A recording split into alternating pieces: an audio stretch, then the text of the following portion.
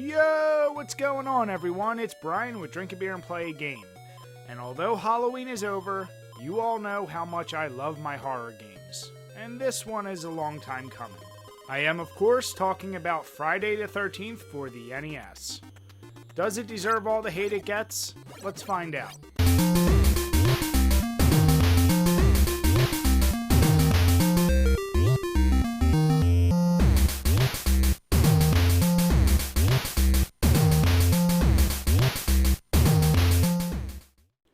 Developed by Atlus, this was published by none other than LJN, one of the major reasons this game gets a lot of hate.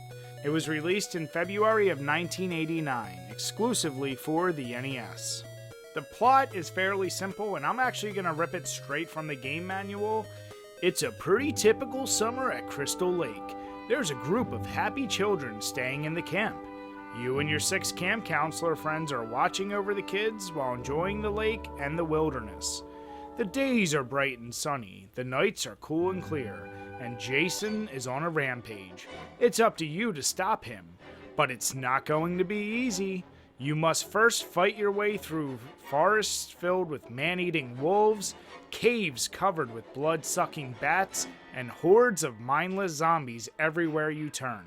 You must also help any friend who is in danger, or else you can just kiss them goodbye. And hiding in a cabin or staying adrift in a canoe won't keep you safe. Jason will find you anywhere. The only way to survive this summer is to challenge Jason face to face and destroy him. So you got all that? Let me just recap in case you didn't get it. You play as one of the 6 camp counselors, with your job being save the children while fighting off a lot of different enemies, and your ultimate goal is to kill Jason Voorhees. Before we get into the specifics, I will say this game is very ambitious. It employs a map system, different counselors with different abilities, and there's a ton of hidden items. The game may be a little too ambitious for its own good, so let's actually take a look at the presentation. From a graphics standpoint, the biggest problem here is that the majority of the maps look the same. You either stay along this main trail, which goes around the entire camp, and you just pass by the same looking backgrounds over and over.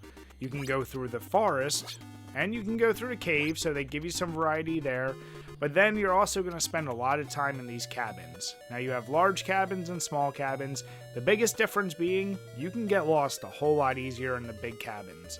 I do like the perspective change, but it is a little wonky when you go in there, so I don't know if it's a good or bad thing. All your enemies, they look okay, but there's really nothing special. The main highlight of the game, Jason himself, we all know, he's purple and blue. Why is it? Well, there's some theory that because of a poster release for Friday the 13th Part 3 in Japan had him featured like this, that was their real only reference to Jason, and that's maybe where they got this. Putting that aside, I can't say the graphics look bad, but I really can't say they look good. And then there is the sound. There are different music tracks. There are a lot of different sound effects, but my god. The annoying warning bell you get when Jason is attacking camp counselors, or when you first see him, it sounds that just get so annoying because you hear them so often. That's one of the things I've said before. If you're going to have a sound that keeps reoccurring, make it something more interesting than just a random beep, beep. I don't know. That really annoyed the hell out of me and pulled down my opinion of the sound overall. The control in this game. Oh, where do I begin? So, for the majority of the game, this is a side-scroller where you will be fighting enemies and you can jump over them. Seems simple enough. Jump, attack, we've all done this, but there's an ever so slight delay with almost all of your actions. And this gets amplified once you go in those cabins. Now, I already mentioned they change the perspective on you, and the movement in this cabin is a little bit more weird. It's definitely more delayed, and it's never more apparent than when you start fighting Jason.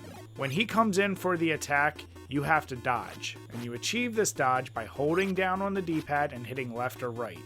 There is a significant delay here, and yes, it's something you do get used to fairly fast, But I'll tell you right now, if your controller is not in mint condition and it is even the least bit sticky, you're going to take a lot of hits and you're going to die really fast. The jumping is probably the most responsive part of this game because your movement, while I'm not going to say you have an input issue as you're going along these trails, there's an intuition error because you look at the map and you think, oh, I have to go right.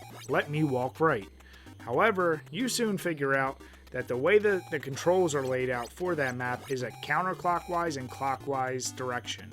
I'm sure you all know, you basically just have to keep checking the map to make sure you're going in the right direction, and this changes depending on which one of these rings you're walking around.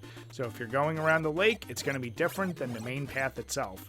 That confusion is just kind of unacceptable in a game like this, especially when you have such little time for errors, so that really hurt the control in my eyes. The gameplay is where this game gets really interesting, because while it's a very original idea, and I give them all the points in the world for creativity, it was just so ambitious for its time. I mentioned that you play as one of the 6 camp counselors that you have the ability to change between, and each of the camp counselors has some abilities that are better than others. However, Mark and Chrissy are really your best camp counselors because they can run the fastest and jump the highest. As the counselor, if you're not saving the children or fighting Jason, your real goal is just to be killing off zombies, collecting items as fast as you can, lighting fireplaces in some of these cabins, and just uncovering secrets. If you really want to go deep, you can go into this cave system or the forest, and you can even fight Jason's mother. All these tasks are really unnecessary because all you have to do is kill Jason. It sounds simple enough, but honestly, unless you get a better weapon, like at a minimum the axe or the torch, he is going to be really tough. I should mention that the fights inside the cabin, while they are annoying, they do resemble a little bit of a Punch-Out style, so it is kind of goofy, but maybe it's something that feels a little more familiar to you. So you do have these encounters where you can fight him on the road where it becomes much easier. And this gameplay mechanic goes on for 3 days, with each day Jason's speed and power increasing to the point where he gets really ridiculous. However, this is one of those games that if you start to recognize the patterns and you're quick enough about it, you pretty much know how to beat the game. Where some of the more ambitious parts of this game comes in is that a lot of the items can be randomized, although there are some that are set patterns, and the only way you're unlocking certain weapons is based on the number of enemies you've already defeated. Like I said, this is a confusing as shit game, and don't even get me started about trying to get through the cave and the forest without using a map because it is just, it's nuts. This game has a lot going on, and I see what they were trying to do, and it's a really interesting idea. It's just terribly, terribly executed. All of the replayability you're going to get here just comes from all the trial and error of trying to figure out where items are, what other locked cabins there are, finding Jason's mother, and seeing how you can defeat Jason the fastest possible. Overall, I really wanted to like this game. I am a die-hard Friday the 13th fan.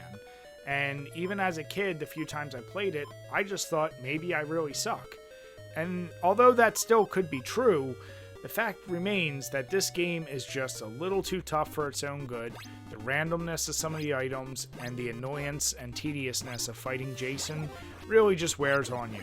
So when I combined all my scores together, this rounds out to a 4.5. It is below average for almost all categories. The only real things I could give it points for were its originality and its replayability. Unless you are really looking to cash in on your love of the Friday the 13th franchise, I really probably can't recommend this game.